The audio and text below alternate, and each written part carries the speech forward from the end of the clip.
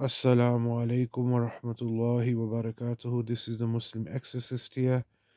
Today I'll be talking about a ritual that one can do if one is suffering from magic, if one is possessed, or is having psychic attacks, or has parasitic entities that are trying to attack them.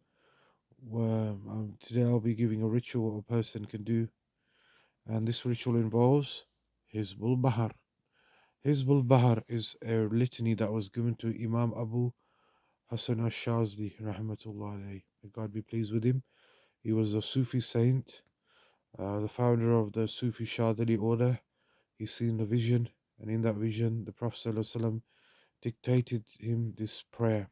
And this prayer includes verses from the Quran and Sunnah du'as mixed together.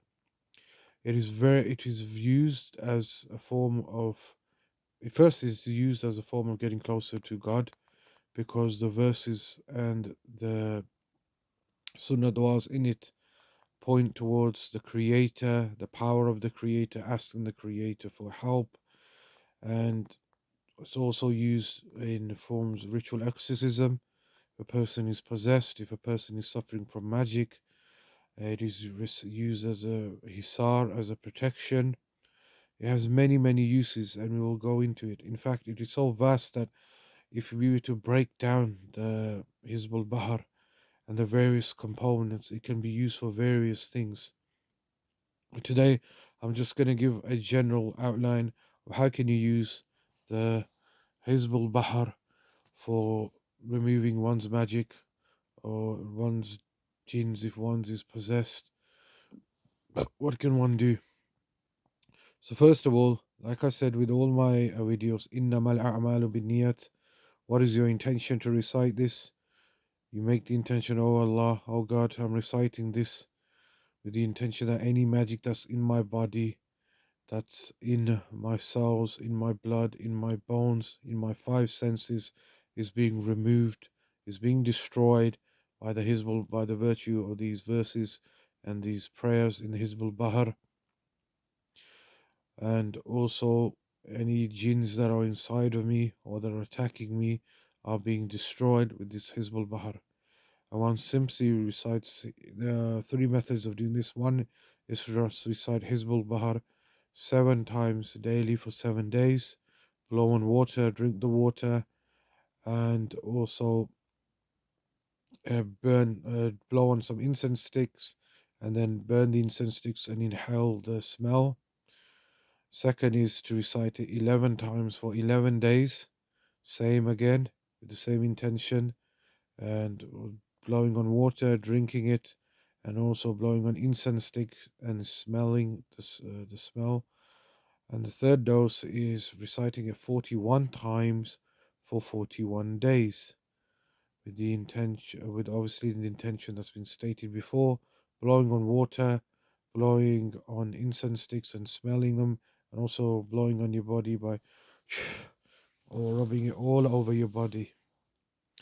And Hizbul Bahar is very, very powerful, and it's known to bring out results, and it will help people indefinitely by the will of Allah, by the grace of Allah, by Allah's fazl. It's very, very powerful, and it's used by exorcists in removing jinns and removing breaking magic, hisar. If an exorcist has trained with Hizbul Bahar, in reality he may not need anything else as long as you have trained with it. Like with all recitations that you do, there is there is times when a person uses recitation, for example, has never read it, decides to read it, and obviously it will have an effect. And then there is another time where a person has trained with the same recitation, read it day in, day out, with a specific intention, building the spiritual energy, building that connection with Allah, with God. And then if he or she were to recite it, it would have a different impact. And Hizbul Bahar is not just used in exorcism, with magic, it is also used in the way of suluk, which is the path of getting closer to Allah subhanahu wa ta'ala, to placing God, and is used as a form, as a litany to get your connection with God, and it brings immense spiritual energy. Now, my advice to people is that they should train with Hizbul Bahar, but they should seek permission from a person. I'm not talking about a person who's suffering from magic. That's different. That's you as using Hizbul Bahar as a treatment. The second I'm talking about is a person training with Hizbul Bahar, because Hizbul Bahar is very, very powerful. Spiritual energy that's associated is very powerful, and the Muslim jinns that are associated with it are very, very powerful. And they come and help when a person recites Hizbul Bahar because they are bound by it, whether you intend it or not.